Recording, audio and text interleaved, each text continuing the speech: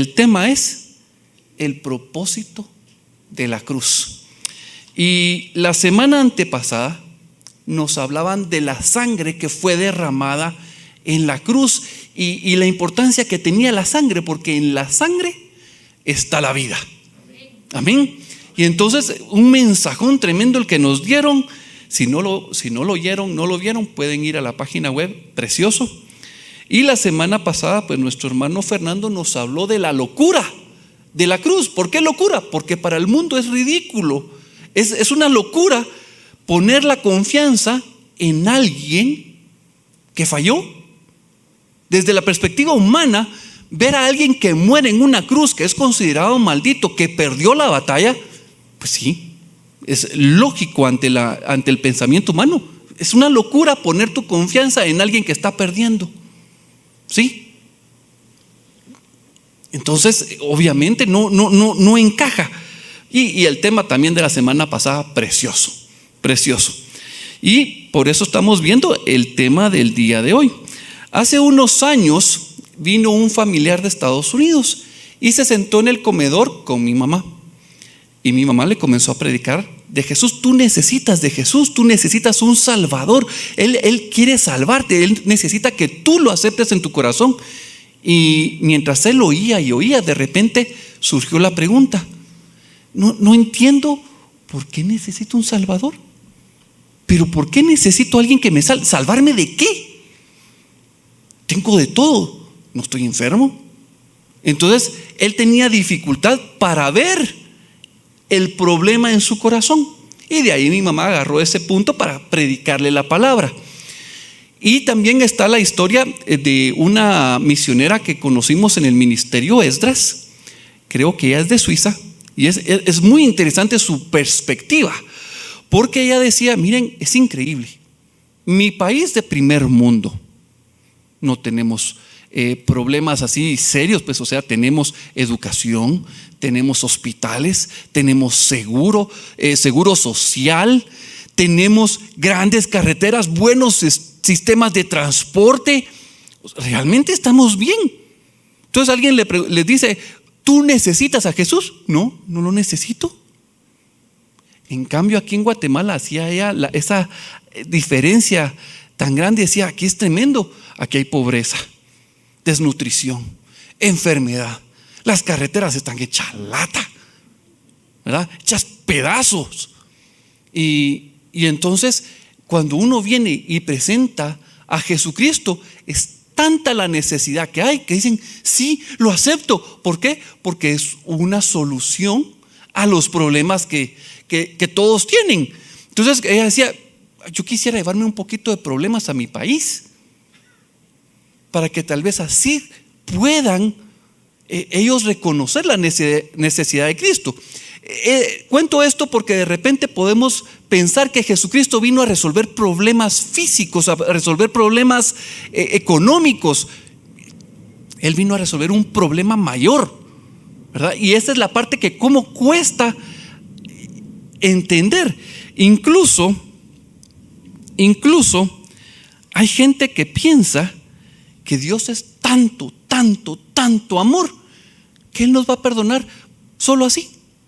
Y es una idea equivocada. La vamos a ver ahorita más adelante. Pero antes de esto, yo sé que muchos de ustedes van a poder responder y decir: el propósito de la cruz es este. Porque aquí en Casa Josué se ha predicado una y otra vez. O sea, no es tema nuevo.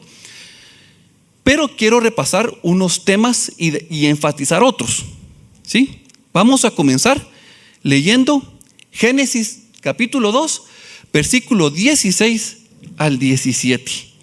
Y dice: y mandó el Señor Dios al hombre diciendo: de todo árbol del huerto podrás comer, mas del árbol de la ciencia del bien y del mal no comerás, porque el día que de él comieres, ciertamente morirás. Miren, Dios está diciendo: si comes, vas a morir. Y una malinterpretación es: Dios está castigando con la muerte. No, Dios está dando la advertencia. Si un papá le dice a su hijo: no metas la mano al fuego porque te vas a quemar, cuando el niño mete la mano al fuego y se quemó, La quemada es castigo del Padre. ¿Verdad que fácil lo entendemos con ese ejemplo? ¿Cómo cuesta entenderlo con la advertencia que Dios da? Dios está diciendo, si comes, morirás. Hay una consecuencia. Y le repito, el pensamiento es, ay, yo perdonaría a mi hijo si él comiera de un fruto que le dije que no comiera. Yo soy más misericordioso que Dios. Hay gente que me lo ha dicho. Yo perdonaría a mi hijo. No entiendo por qué Dios no puede perdonarnos a nosotros según la Biblia. Y entonces veo yo que hay una carencia de conocimiento de lo que significa justicia, ley, ¿sí? Y cuando comenzamos a ver eso y la gente interpreta que Dios tiene que estar de nuestro favor, que Dios es fiel. Por cierto, Dios es fiel, pero se predica Dios es fiel, Dios es fiel, Dios es fiel, sin predicar el resto de la palabra. Entonces uno dice, Dios tiene que ser fiel y responder cada vez que yo digo, y Él está a mi servicio. Y no es así. Hay una malinterpretación y se ha predicado a medias la palabra. Dios es fiel, pero antes de ser fiel a mí, Él es fiel a sí mismo. Él es fiel a sí mismo.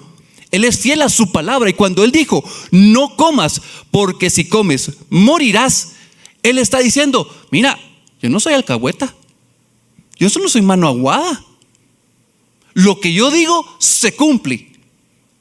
Cuando Él dijo, hágase, todo se hacía. Su palabra es poder. Y el problema del concepto de justicia es que pensamos que como Dios nos ama, entonces tiene que dejar pasar el asunto. Quiero poner el ejemplo porque creo que es importante. Si mi papá es juez en la torre de tribunales y de repente me agarran a mí y me llevan los policías y me presentan ante el juez, mi papá, don Ángel, su hijo es un ladrón, y mi papá dice, mi hijo, ¿estás arrepentido? Sí, papá, estoy arrepentido. Déjenlo ir, déjenlo ir. Los policías, ¿cómo creen que se quedarían? Tremendo, ¿verdad? Dirían, este juez es algo injusto, tiene preferencias. Y luego me vuelven a agarrar y me llevan y me presentan, mire, acaba de violar y matar a alguien. Yo te amo mucho, hijo, te perdono. Sáquenlo, denle libertad. ¿Verdad que no? No suena. Un juez que conoce la ley, ¿sí? La respeta, si no tiene una irreverencia total y no puede ser juez. Y ese es uno de los principios que estamos hablando ahorita. Dios es fiel a sí mismo. Él es el juez supremo. Es juez supremo, pero también es nuestro Padre. Y no una cancela a la otra. Él es Padre, nos sigue amando, pero es fiel a sí mismo. Su palabra es fiel. Él es constante. Su palabra no pierde valor. Es más, no gana más valor. Él ya tiene todo el valor. Él es completo en sí mismo. Él es. Sí, Él no cambia. Él no cambia de siglo a siglo. No, Él es eterno. Él fue, Él es y Él será. Él es. No cambia. Amén. Así que comenzamos a ver que esa palabra que dice, si comes, morirás, es una verdad absoluta. Y entonces, eso lo encontramos en el capítulo 2. Pero cuando pasamos al capítulo 3, versículo 11 al 13, tenemos que ver situaciones, porque al mismo tiempo que es Padre, es juez, es creador. Y algo que a mí me ayuda mucho es a veces darle cierto tono a la lectura. Entonces voy a hacer el ejercicio. Ustedes me dicen cuál creen ustedes que es mejor. Y Dios le dijo a Adán, esto fue después de que comieron, ¿verdad? ¿Y quién te enseñó que estabas desnudo? Has comido del árbol que yo te mandé que no comieses. Lo estoy tratando de hacer con un tono de como indiferencia. Ahora traten de verlo como un juez. ¿Quién te enseñó que estabas desnudo? ¿Has comido del árbol del conocimiento que yo te mandé que no comieses? Un poquito duro, ¿verdad? Ahora, la imagen del Padre. ¿Quién te enseñó que estabas desnudo? ¿Acaso comiste del árbol del que yo te mandé que no comieses? ¿Quién sabía las consecuencias bien de que si comía? El padre era el que conocía muy bien las consecuencias. Las consecuencias eran la muerte. Y el tono que trato de hacer, tal vez no soy muy buen actor o no tengo la entonación correcta, pero la figura que quiero trasladar es la de un padre que en ese momento, mi hermano hace unas semanas, creo que todos se enteraron porque mandaron el chat así corriendo: por favor, les pedimos oración por Abigail, porque acaba de tomar cloro. ¿Se recuerdan? Mi hermano, ¿qué creen ustedes? Que la comenzó a castigar. Salió pero volando desde donde vivía hasta el hospital. Miren, dice que iba como loco. Él, con un corazón de padre, estaba preocupado por su hija. Y esto es lo que quiero mostrar aquí: un corazón preocupado por lo que pasó. Y cuando le pregunta a Adán responde: la mujer que tú me diste, echándole la culpa sin entender las consecuencias de lo que acaba de pasar en su corazón. No había un entendimiento. Y cuando le pregunta a Eva, le dice: ¿qué es lo que has hecho?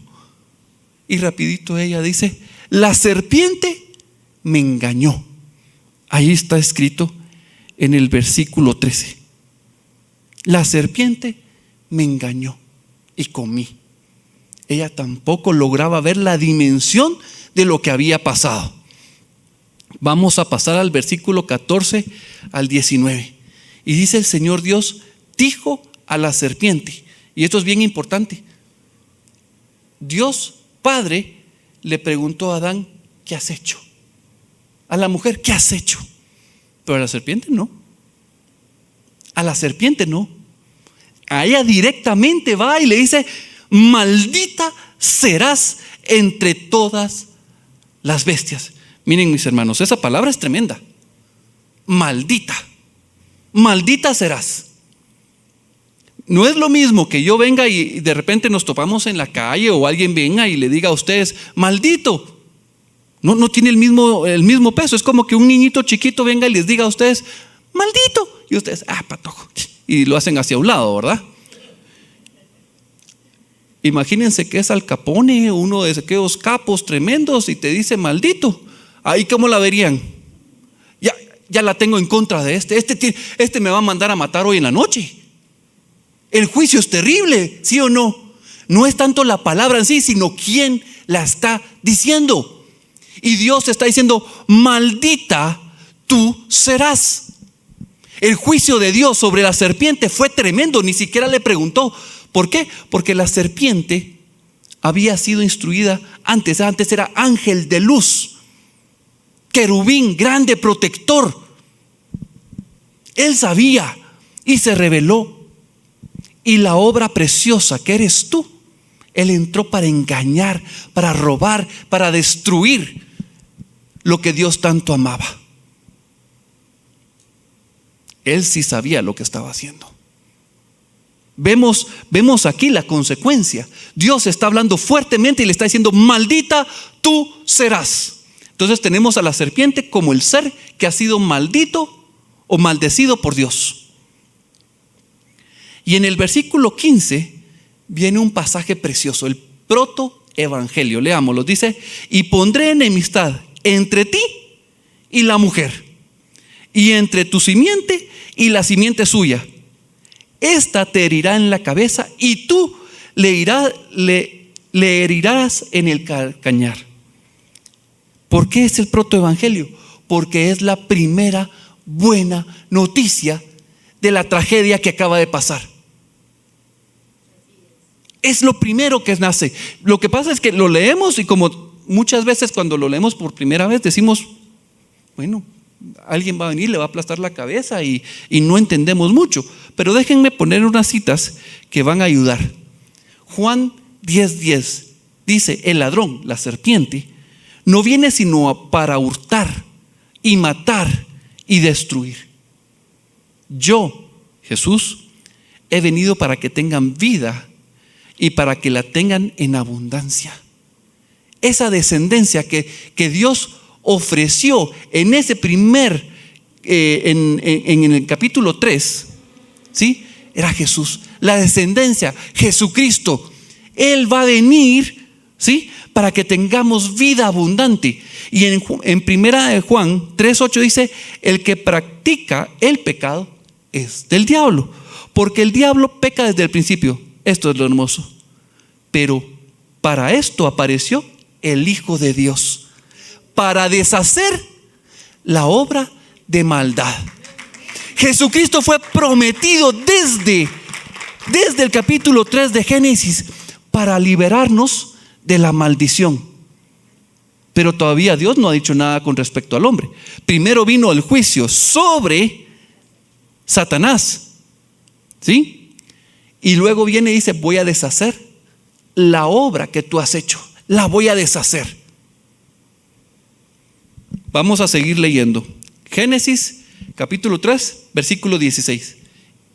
A la mujer dijo Dios: multiplicaré en gran manera los dolores de tus preñeces. Con dolor darás a luz los hijos, y tu deseo será para tu marido, y él se enseñoreará de ti.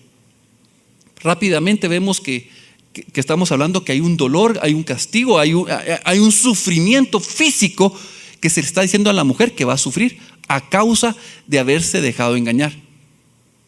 Ahora, vean en el versículo 17, dice: y al hombre dijo: por cuanto obedeciste a la voz de tu mujer y comiste del árbol de que te mandé diciendo: no comerás de él.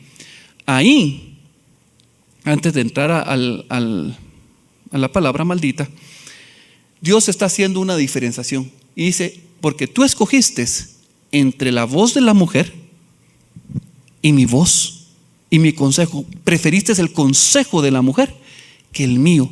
Tuviste elección, tuviste libre albedrío y no me escogiste a mí.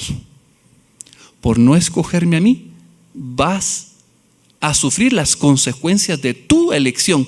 Tú metiste la mano al fuego.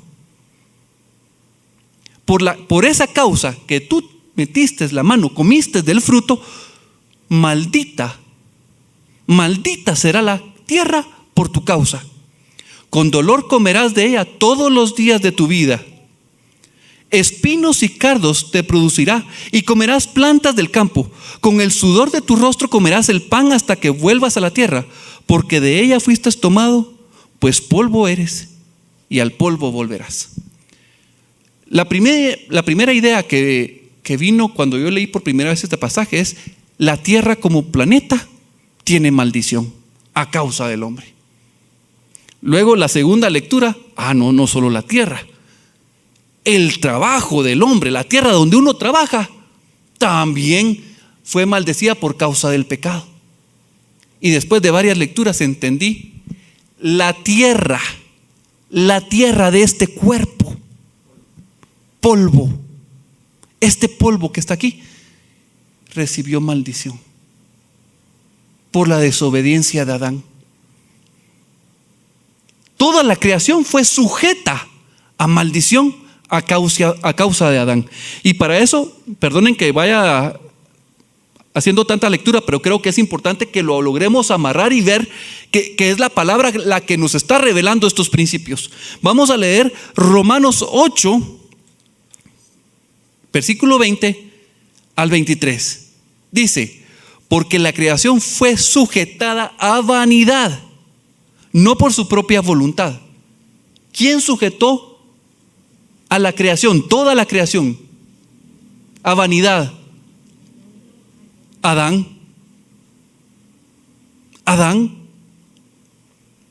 sujetó a la creación, a esa vanidad. Pero ahora vean esto: sino por causa del que la sujetó en esperanza. ¿Sí? Ahora, por causa del que la sujetó en esperanza, nos está hablando del Padre, nos está hablando del Hijo, del Espíritu Santo. Ellos, en ese plan eterno, sujetaron a toda la creación en esperanza para redimirnos. Y ahí podemos regresar al protoevangelio, al capítulo 3 de Génesis, donde Dios está diciendo: voy a poner enemistad Él está sujetando y está diciendo la ley para poder redimirnos, para poder rescatarnos de esa maldición que está sobre el hombre. ¿Sí? Y dice, porque también la creación misma será libertada de la esclavitud de corrupción a la libertad gloriosa de los hijos de Dios. Porque sabemos que toda la creación gime a una y aún está con dolores de parto hasta ahora. Y no solo ella, sino que también nosotros mismos, que tenemos las primicias del Espíritu. Nosotros también gemimos dentro de nosotros mismos, esperando la adopción, la redención de nuestro cuerpo. Miren, mis hermanos, yo no sé ustedes, pero yo gimo. Juntamente con Pablo. Pablo decía, miserable de mí, ¿quién va a librarme de este cuerpo? ¿Quién va a librarme? ¿Por qué? Porque él, queriendo hacer lo bueno, hacía lo malo. Tengo el chasis torcido, dice Fernando. Sí, quiero irme para acá, voy por el otro lado. Tengo una tendencia pecadora. ¿Quién me va a librar? Gracias doy por Jesucristo. Gracias doy por Jesucristo. Amén. Él llegó a entender que Jesucristo era la propiciación. Job lo decía.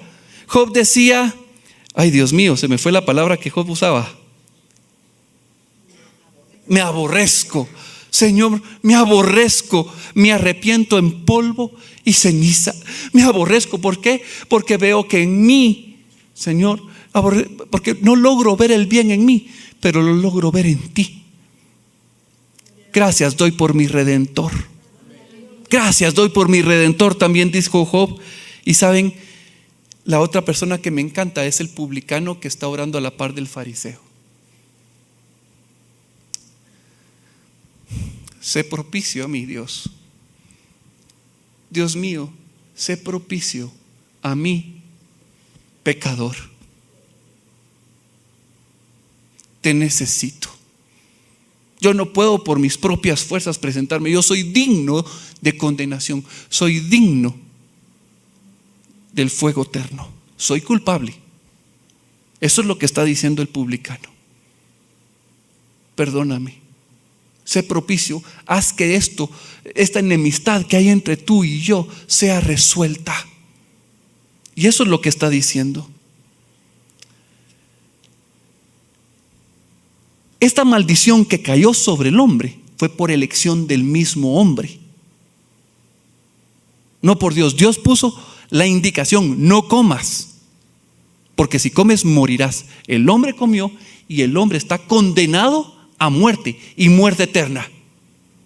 Ese es nuestro problema. No que tengamos un hueso fracturado, no que tengamos enfermedades, no que tengamos problemas económicos, no que no tengamos casa. Nuestro problema es que estamos condenados a muerte eterna. Ese es el problema. Y la maldición fue dicha por Dios. Por eso es que Jesús decía, no tengan miedo a aquel que puede destruir el cuerpo. Tengan miedo de aquel que puede destruir el cuerpo y el alma, el espíritu, todo el ser. Ahora con esto, por favor, no quiero hacer un pensamiento dualista en el que el cuerpo es el malo y el espíritu es el bueno. No, nosotros como seres humanos somos un solo ser, cuerpo, alma y espíritu. Todo nuestro ser está desquebrajado, está hecho pedazos.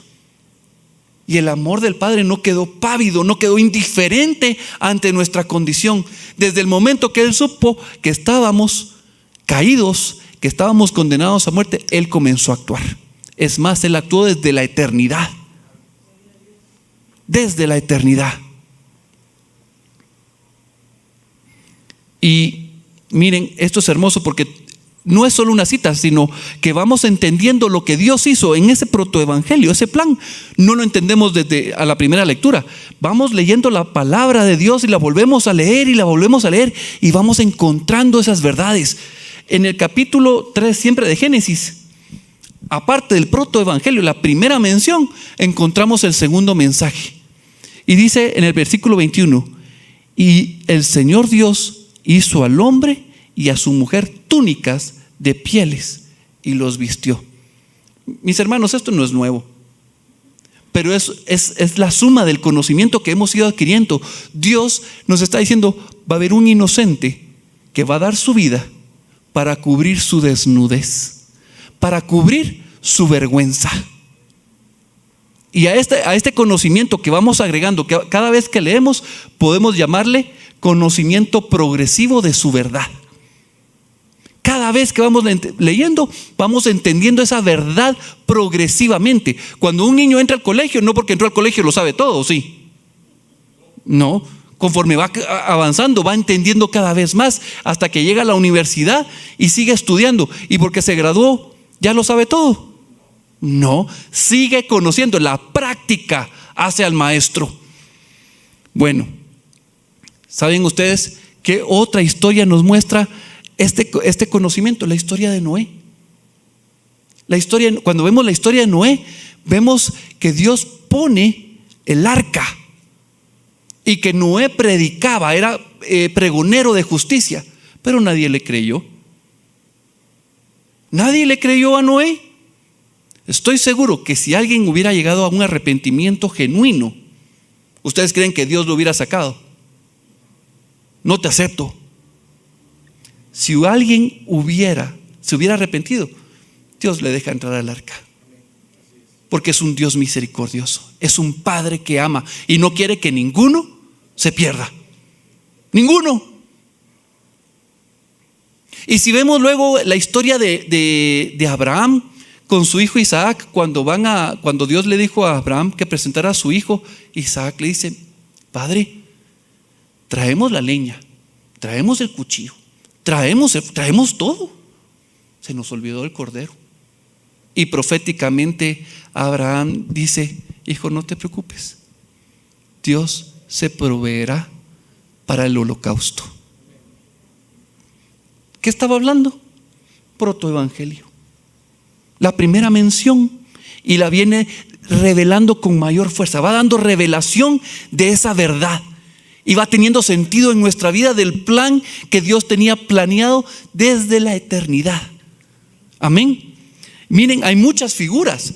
De repente hablamos del tabernáculo, de las medidas, hablamos de los muebles, pero también hablamos de los sacrificios, de las fiestas. Y no vamos a ver todas las fiestas porque no podríamos entrar, no podríamos terminar. Pero hay una figura que sí me gusta muchísimo y es la que necesito resaltar. Es la figura del pariente redentor. El pariente redentor tenía como cuatro opciones o 4 características que podía ejecutar, pero no cualquiera podía ser el pariente redentor. Primero tenía que ser pariente nuestro o pariente de la persona que había sufrido el agravio, la vergüenza, la esclavitud. Ahorita los vamos a ver. Y entonces lo primero que tenía es tener relación para poder salvarlo. Si no era pariente, no lo podía salvar. Número 1. Y número 2, si un pariente era esclavo junto con el otro esclavo, no es que el pariente esclavo diga: yo lo voy a salvar. No podés, estás en la misma condición que él. Tiene que ser una persona libre. Esa es la segunda condición, tener libertad. Y la tercera es tener la capacidad económica, porque yo puedo ser pariente de mi hermano, pero si no tengo la capacidad económica para salvar su casa, que se la está quitando el banco, ¿qué creen ustedes que va a pasar? Se la quitan. Entonces tiene que tener la ficha, tiene que tener la lana para poder rescatar. Entonces vemos 3 cosas. ¿Sí? ¿Cuál es la primera? Ser pariente. Segunda, ser libre. Y tercera, tener los recursos. Amén. Amén. Entonces, por ejemplo, la primera característica o la primera situación en la que el pariente redentor podía entrar a rescatar a alguien era cuando alguien, por mala administración, porque vendió mal, hizo mal negocio, jugaba al azar, no sé, lo que fuera, perdía su heredad, el pariente redentor podía venir y decir: yo rescato la heredad de mi hermano. Número 1. Número 2, rescatar al mismo hermano. ¿Cómo así rescatar al mismo hermano? Pues por lo mismo, si el hermano era mal administrador y no lograba hacerlo, no le atinaba a la administración y caía en deudas. ¿Qué creen que le pasaba a este hermanito? Caía esclavo y no podía salir hasta que no se pagara el último centavo. Ahí entraba nuevamente el pariente redentor y decía: yo pago, y rescataba a su hermano de la esclavitud. Número 2. Número 3, dice levantar descendencia, la ley del levirato. Hoy en día para muchas mujeres es complicada esta ley, ¿sí? Porque se imaginan, me tengo que casar con el hermano de mi esposo, y entonces no les cuadra. Pero en el Antiguo Testamento, en esa época, era salvar a la mujer de una situación cultural.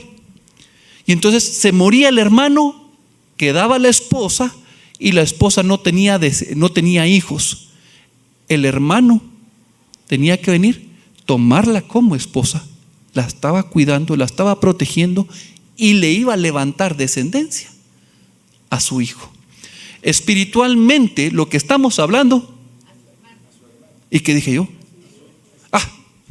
Le iba a levantar descendencia a su hermano. Gracias.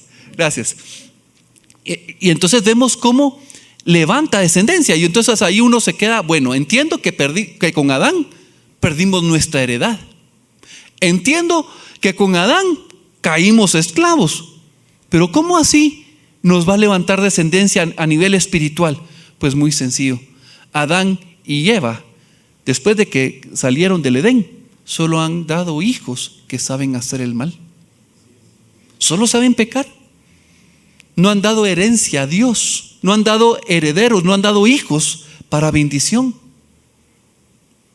Jesucristo viene y dice: yo te voy a salvar.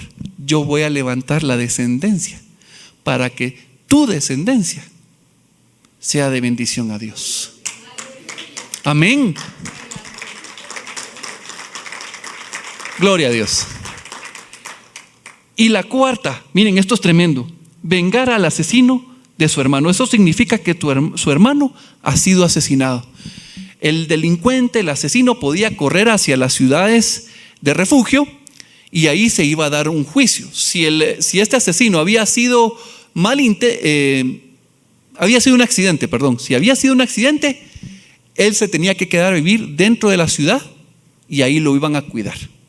Pero si él se salía, moría. O sea, si lo agarraban afuera de la ciudad. Pero si lo encontraban culpable porque lo había hecho con mala intención, entonces lo sacaban y lo entregaban al pariente redentor para que ejecutara la venganza. Eso lo pueden leer ustedes en Números 25, el capítulo completo. Y ahora quiero que vamos a leer Oseas 13:14. Antes de leerlo, lo que estoy haciendo es lo que dice 2 Timoteo 3, 16-17. Dice que toda la escritura nos es útil para enseñar, para redarguir, para instruir, para corregir. ¿En qué? ¿En justicia de hombre? No, en la justicia de Dios. Porque aquí en la tierra no hay un solo país donde una persona que está condenada a muerte llega a otro y diga: yo quiero morir por él. No, tiene que morir él. Ustedes han oído que hay algún sustituto en algún caso. Esa es la ley de la tierra. Pero la ley de Dios, ¿sí?, nos está hablando de que sí hay una cláusula en su ley, en su justicia, que nos permite ver esto.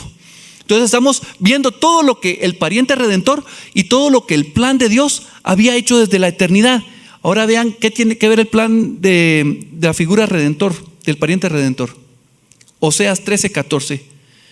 De la mano del Seol los redimiré, los libraré de la muerte.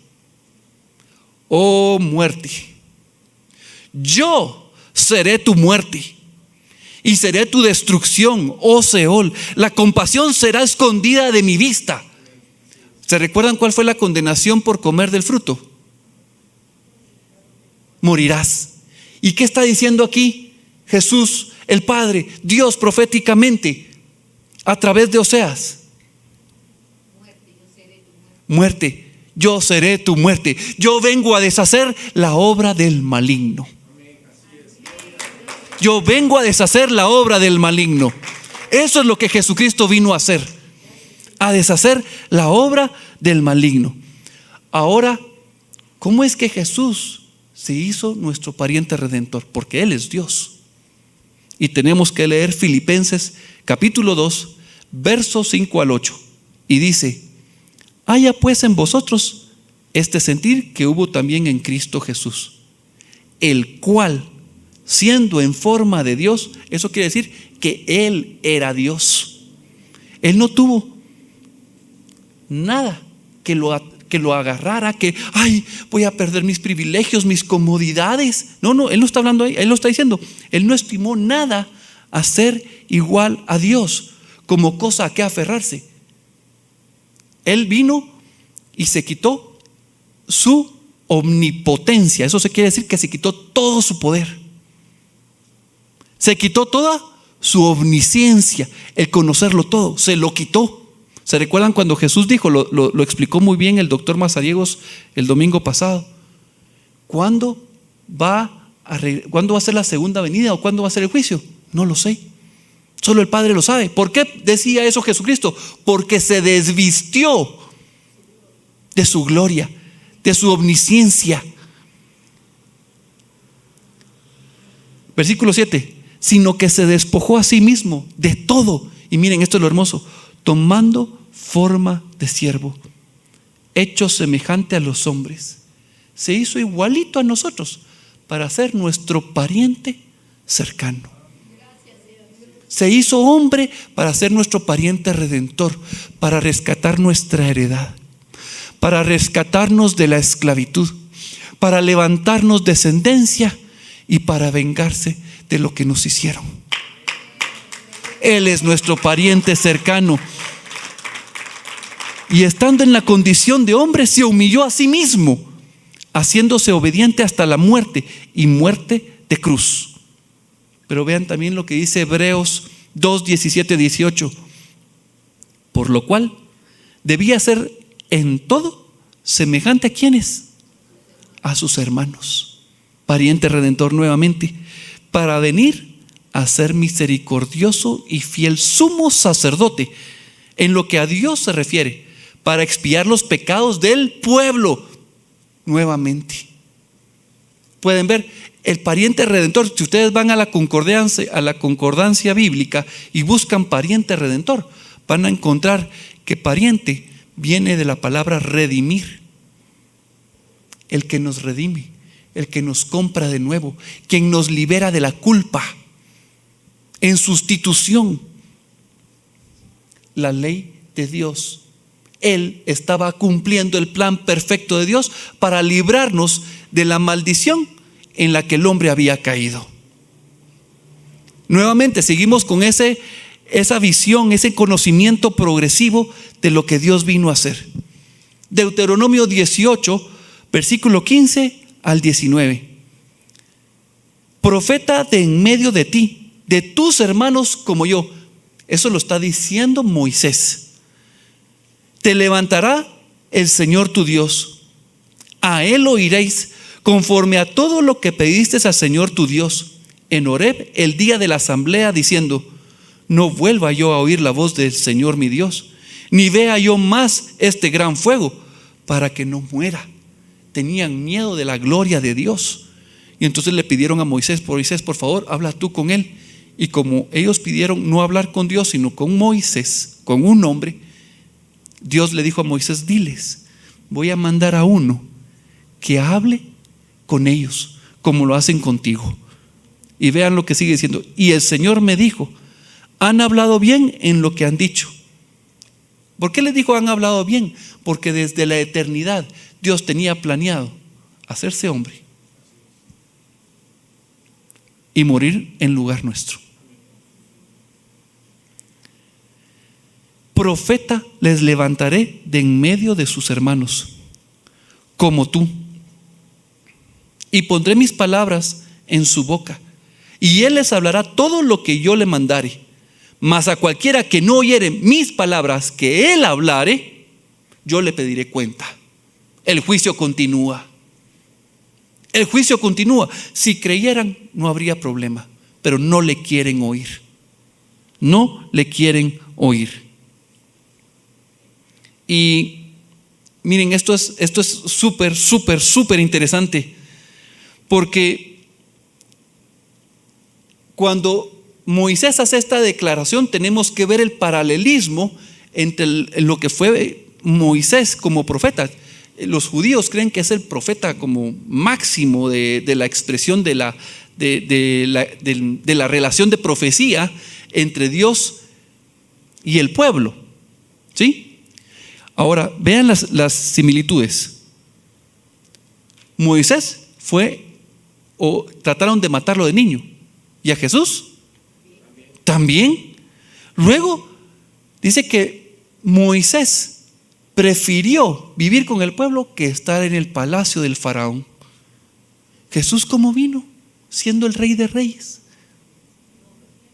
Humilde, sencillo. Quiero estar con mi pueblo. Número 2. 3. ¿Se recuerdan que el pueblo se rebeló contra Dios y Dios dijo: voy a destruir a este pueblo, apártate y de ti voy a hacer una nueva nación? Y rapidito Moisés: Señor, por favor, no los destruyas.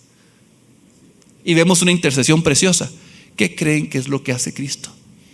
Intercede por nosotros. Moisés habló cara a cara con Dios, como que si fueran amigos, pero miren, cuatazos. ¿Qué creen que hacía Jesús cuando él iba a orar? Hablaba cara a cara con el Padre, orando. Y cuando estaba orando cabalmente cuando iba a resucitar a Lázaro, él hace una oración en la cual le dice: Señor, yo sé que tú siempre me oyes, pero lo digo en recio, lo digo en voz alta, para que todos ustedes, todos los que están aquí, crean y sepan que tú eres mi Padre, que tú me oyes y yo te oigo. Para nosotros es bien común esta relación. ¿Y saben también dónde? En la transfiguración del monte. Pedro se emocionó. Todos estaban ahí sorprendidos. Y así hablaba, para él era la cosa más natural. Y lo que nos está diciendo que eso debería ser lo más natural para nosotros, porque Padre quiere que lleguemos a la estatura de Cristo. Eso quiere decir que Él quiere que tengamos ese tipo de relación con Él, que lo busquemos y que hablemos con Él cara a cara. Amén. Y por medio de Moisés recibimos el pacto de la ley, pero con Jesucristo recibimos un pacto que es superior.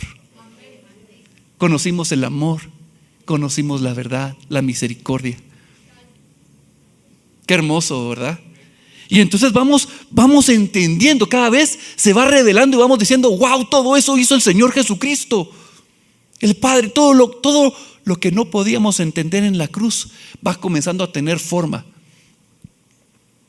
Y ahora, hoy no vino Jorgito, pero de plano nos está viendo por YouTube. ¿Saben ustedes quién es Nejustán? Yo sé que Jorge sí lo sabe. Muy bien, una mujer muy aplicada aquí. La serpiente de bronce. Vamos a ir a Números capítulo 21, versículo 4 al 9. Miren, esta historia, cuando la leí por primera vez, dije yo: esta historia está mal contada. Eso fue lo que yo pensé, porque no me cuadraba la historia. La vamos a leer y les voy a decir dónde yo creía que estaba mal. Yo quería corregir a Dios que no contaba bien las historias en la Biblia. ¿Qué les parece? Dice capítulo 21 del 4 al 9. Después partieron del monte de Hor. Aquí están hablando de todavía el recorrido con Moisés, y no han llegado ni siquiera a la tierra prometida. Dice: camino del Mar Rojo, para rodear la tierra de Edom. Y se desanimó el pueblo por el camino, y habló el pueblo contra Dios y contra Moisés. Solo ese contra. Ustedes pensarán: Adán no habló en contra de Dios. Claro que sí habló en contra de Dios cuando le dijo: la mujer que tú me diste. Lo mismo están diciendo ellos. La misma enfermedad de Adán está presente aquí. ¿por qué nos hiciste subir de Egipto para que muramos en este desierto? Pues no hay pan ni agua, y nuestra alma tiene fastidio de este pan tan liviano. No, en serio. Es que tenemos boquita fea. Hace unos días le contaba a mi papá, estoy sorprendido de lo que puede salir de aquí de mi corazón. Yo pensaba que yo era un Josué. Cuando me convertí, yo decía, yo soy como Josué, yo soy como Caleb. ¡Ja! Tremendos varones de Dios. Con el tiempo me he ido dando cuenta que soy como los otros traidores, cochinos, mal hablados, traicioneros, no confiables. De verdad me encuentro ante una necesidad como el publicano. Sé propicio a mi Dios, soy pecador. Esa es mi condición. Pan liviano. Versículo 6. Y el Señor envió entre el pueblo serpientes ardientes, maldición, que mordían al pueblo, y murió mucho pueblo de Israel. Miren qué interesante. ¿Quién dijo, si comes morirás? Dios. ¿Quién envió la serpiente? Dios. El juicio está. Sigamos. Entonces el pueblo vino a Moisés y dijo: hemos pecado por haber hablado contra el Señor y contra ti. Ruega al Señor que quite de nosotros estas serpientes. Y Moisés oró por el pueblo. Y el Señor dijo a Moisés: hazte una serpiente ardiente y ponla sobre un asta, y cualquiera que fuera mordido y mirare a ella, vivirá. Y Moisés hizo una serpiente de bronce y la puso sobre un asta, y cuando alguna serpiente mordía a alguno y esta persona miraba a la serpiente de bronce, vivía. Antes de entrar a explicar, quiero decirles la parte que yo quería corregir. Hazte una serpiente ardiente y ponla sobre un asta. Yo entendía que Jesucristo había sido colgado en un madero, pero no me cuadraba que tenía que ser una serpiente. Yo decía, está mal representada la serpiente. ¿Por qué? Porque tiene que representar a Jesucristo, al santo, al justo, al verdadero, al que fue fiel, al eterno, al que no cambia. Yo decía, la serpiente, ¿por qué? Si la serpiente representa al que fue maldito por Dios. Y entonces tenemos que seguir con ese entendimiento progresivo de la verdad. Deuteronomio 21, 22, 23 dice: si alguno hubiera cometido algún crimen digno de muerte y lo hicieres morir y lo colgares de un madero, no dejaréis que su cuerpo pase la noche sobre el madero. Sin falta lo enterrarás el mismo día. Miren qué tremendo. Porque esa persona que es colgada sobre el madero, ¿qué dice ahí? Maldito por Dios. Maldito por Dios es el colgado. Y no contaminarás tu tierra que el Señor tu Dios te da por heredad. Desde la eternidad, Dios sabía, Jesucristo sabía que al hacerse hombre, al quitarse todo, no solo se estaba convirtiendo en un siervo, el siervo de siervos, se iba a convertir en el maldito de malditos. Él sabía lo que venía. Por eso una y otra vez Jesús decía: es necesario que subamos a Jerusalén y que sea entregado a los sacerdotes, a los escribas, y que tenga una muerte espantosa. Y entonces Pedro, en su sabiduría: no, Señor, no digas eso de ti. Apártate de mí, Satanás, no tienes idea de los planes de Dios. Y una y otra vez decía: es necesario, es necesario, es necesario. Yo no entendía que era necesario que Él fuera a la cruz por mí, porque yo no me podía salvar. Necesitaba un pariente redentor, y aquí ninguno de ustedes me podía salvar. Por mucho que me quiera mi papá, no me puede salvar. Mi mamá no me puede salvar. Ninguno de ustedes puede salvar a sus propios hijos de la maldición que está sobre nosotros, que está sobre la humanidad. Solo Jesucristo.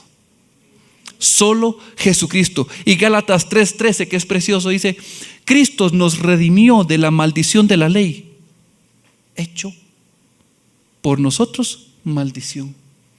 Todo este plan de que Jesucristo se hiciera maldición es un plan de Dios para salvarte, para salvarme. Segunda de Corintios 5:21: al que no conoció pecado, por nosotros lo hizo pecado.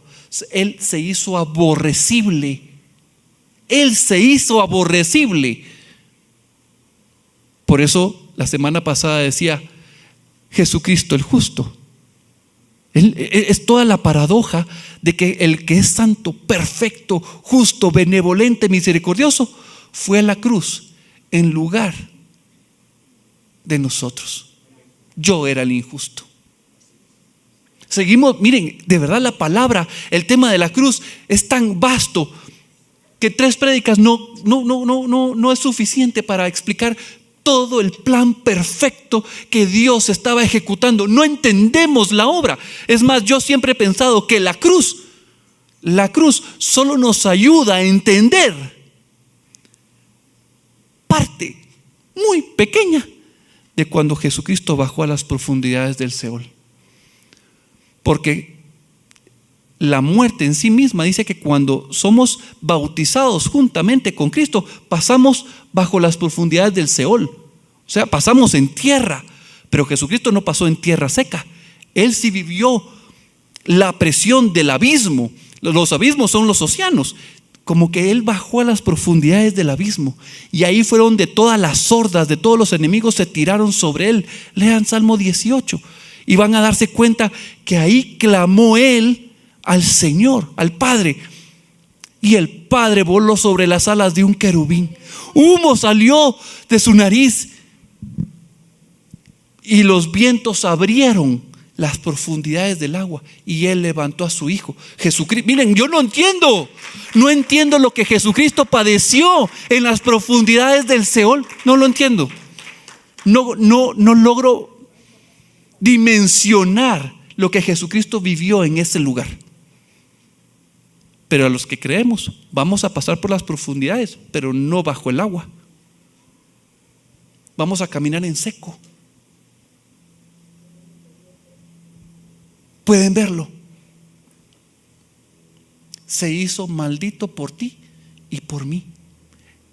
No maldito por los hombres, sino maldito por Dios. Tremendo. Y esto es, seguimos con esa parte donde sigue diciendo: es necesario. Es necesario. Juan 3, versículo 14 al 15, la última cita dice que estaba Nicodemo y le estaba explicando que tenía que nacer de nuevo, del agua y del Espíritu. Y no entendía: explícame esto, ¿verdad? Y Jesús interviene y dice: y como Moisés levantó la serpiente en el desierto, así es necesario. Te es necesario aceptar a Jesucristo y ver a la cruz. Así es necesario que el Hijo del Hombre sea levantado, para que todo aquel que en Él crea no se pierda, mas tenga vida eterna. La cruz era el plan de Dios para salvarnos, para quitar la maldición.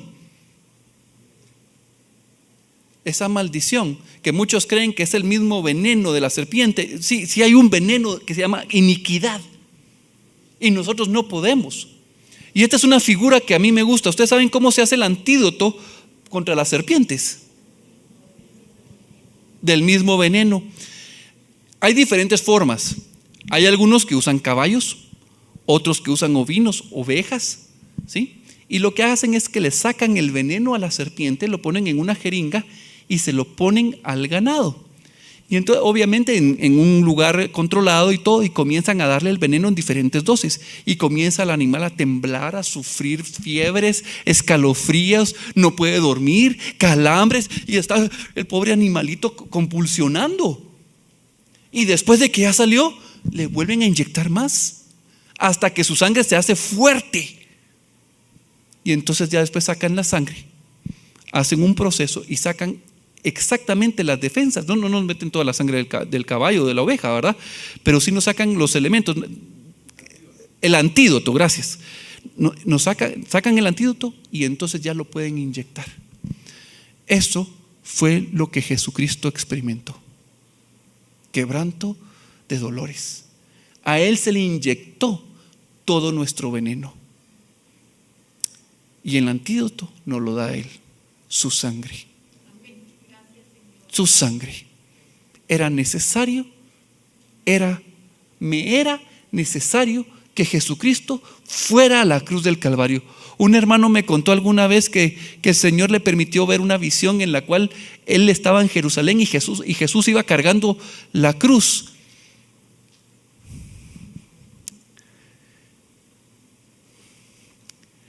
Y el hermano le dice: yo voy a cargar esa cruz, tú no la mereces, Jesús, yo la voy a cargar.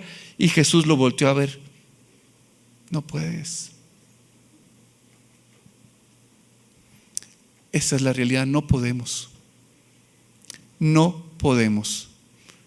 Te necesitamos, precioso Jesús. Me es necesario que tú me salves, que tú seas propicio a mí, que soy pecador. Mis hermanos, yo sé que muchos de ustedes han recibido a Cristo Jesús en su corazón. Y sé que posiblemente hay uno o otro que no lo haya recibido. Dos cosas podemos hacer el día de hoy. Para quien no ha recibido a Cristo Jesús en su corazón y quiere recibir la bendición y que la maldición de muerte sea quitada de su vida, ahí donde estás, tú puedes decir: Señor, te necesito, creo en tu Hijo amado Jesucristo, que se hizo maldito por mí. Ese es uno. Y el segundo, tú puedes decir: gracias. Gracias, Señor, porque me salvaste. Gracias, Señor, porque yo era el que merecía el castigo. Yo fui irreverente a tu ley. Consideré tu palabra como vacía, como sin valor, sin sustento, como no verdadera. Pero tú moriste por mí. Yo he creído y te doy gracias. Ahí donde estás, cerremos nuestros ojos.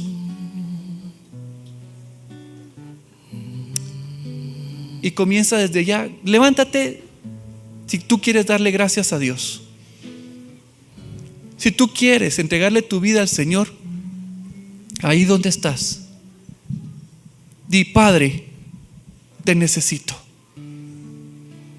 Te necesito. Sin ti no puedo, Señor. Creo en ti. Creo en Jesucristo, que murió por mis pecados, para el perdón de mis pecados. Te necesito, Jesús. Perdón, Señor, sé que soy culpable, soy transgresor de tu ley.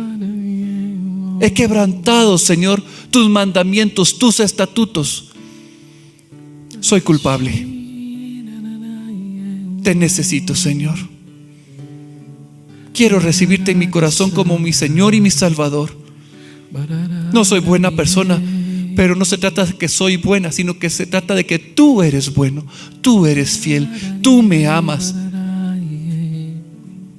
Y desde la eternidad no has querido que yo muera. Te acepto a ti, Jesús. Te acepto, Señor. Te acepto, Jesús.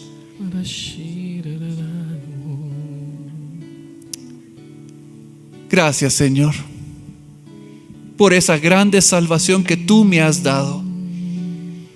Gracias, Jesús, por tomar mi lugar.